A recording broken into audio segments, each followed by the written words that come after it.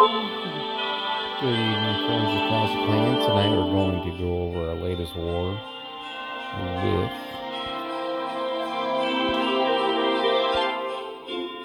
RDQ Reloaded.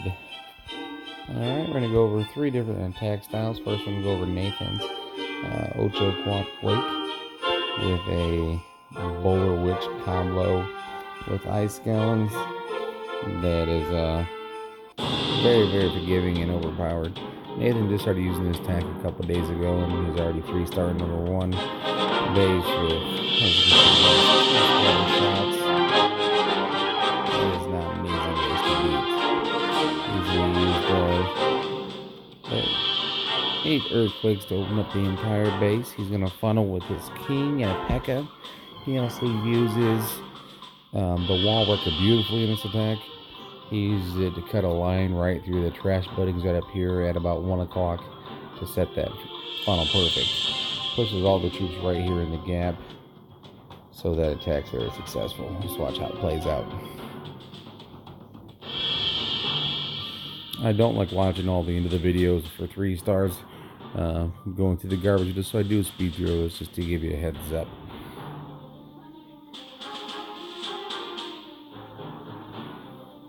He uses his first rage to power through the town hall. He pops that Grand Warden ability right over it beautifully to protect all of his troops. He places the second rage a little bit early because the troops are still coming over there to get that Inferno. They wrap right around, take out that Queen and the scatter shot. This is a prime candidate attack for this base. That kind of sounds weird, but man, this is a perfect hit for this base because of the single targeted Infernos are no match for mass switch combos. So as he starts knocking that down, you're going to see how it's got this one little ice column still moving right in front of the Queen, just protecting her, taking all the damage. And as soon as that single target locks on it, it's going to let her get right in here and clear that whole compartment out. That is an easy 3-star and a great attack right there by Nathan.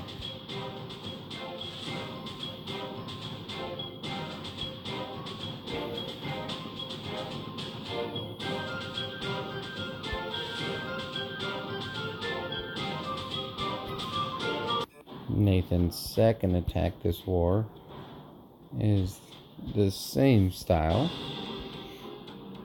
He uses the little gap right here to open up the base for him. He uses the 8 quakes to set the padding for it. As you can see how fast this attack takes. This base is very, very spread out. It's very, very forgiving because he didn't break this wall right here, as you can see. And you're going to notice how all of his troops kind of wrap around right here in this section on the outside of the town hall. And he still manages to get the 3-star.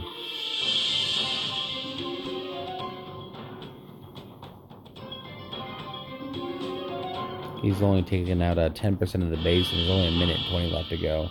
He drops the proper freeze on those double dragons. Gets the rage down on it. And the bowlers and everything just make easy work out of that town hall. The Grand Warden ability protects everybody. And here's what it's actually really nice to watch.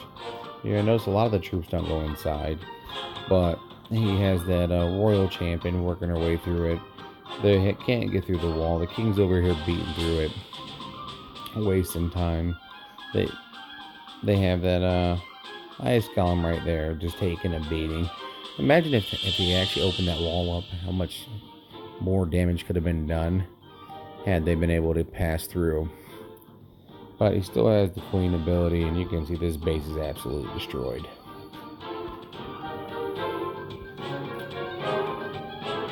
Nathan taking the fresh 6-pack on number 1 and number 4 this war. I used a different strategy myself this time. I used a P.E.K.K.A. smash with a Yeti combo. So my goal here, I'm going to go ahead and pause the video for a second. My goal here was to create a funnel right here at 3 o'clock where the P.E.K.K.A.'s coming in and the other P.E.K.K.A. I'm going to knock these bases out. I'm going to want to drop the new siege barracks behind because it has 70 extra troops of space. That's correct, 70 extra troops. So most people want to use the stone slammer or the wall wrecker, but I substituted just a jump spell to get in the base, and then I use a quad quake that I want to use right here to open up the entire base up, because I believe that the 70 extra troop space is better than a few walls or even a couple of spells. So, and with the new Yetis, the little Yeti might jump over the walls and they just destroy anything that the Pekkas can. Let's see how this plays out.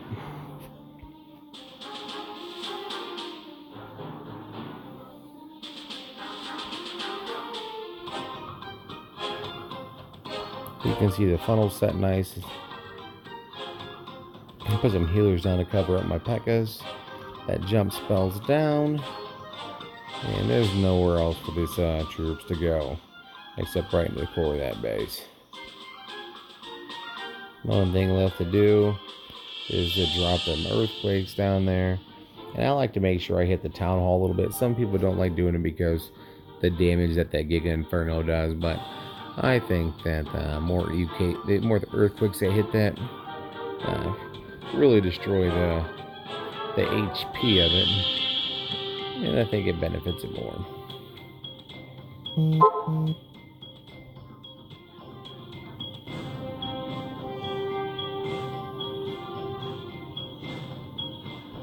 I use hogs to come in up top. I kind of missed that part, but the hogs come in, they clear up that one little strip of defenses that that your troops can hit. And the nice thing about it is it either goes the top, the bottom, or the middle. It doesn't really matter. They just kind of go anywhere they need to go and clear up those hard to get defenses. And they all it takes is one little heal to make sure they get there. I use the little loon over here about, I guess, about 4 o'clock between the gold storage and let you take out the last mortar and let the queen go and clear that up. That was an easy one right there. I'll show you my last one. I got a fresh 6-pack this war, but the base is a little easy. I want to show you a hit by JW. These new level 4 E-Drags are absolutely devastating when you're taking a dip attack. We use the king and queen to set the funnel with 2 E-Drags. I'm going to go ahead and speed this one. So the goal here is to clear everything out and let all the E-Drags go right to the town hall. Even with the funnel that got away from him, you can see how overpowered this attack is, because, I mean, the E-Drags, the loons, the stone slammer, everything just misses the town hall. He uses one E-Drag and a clone spell to take that out, and still just destroys this base. You can see him down here just wrapping around it, taking shot after shot after shot from that Eagle artillery. But he uses his rages and freezes proper, and just destroys this base.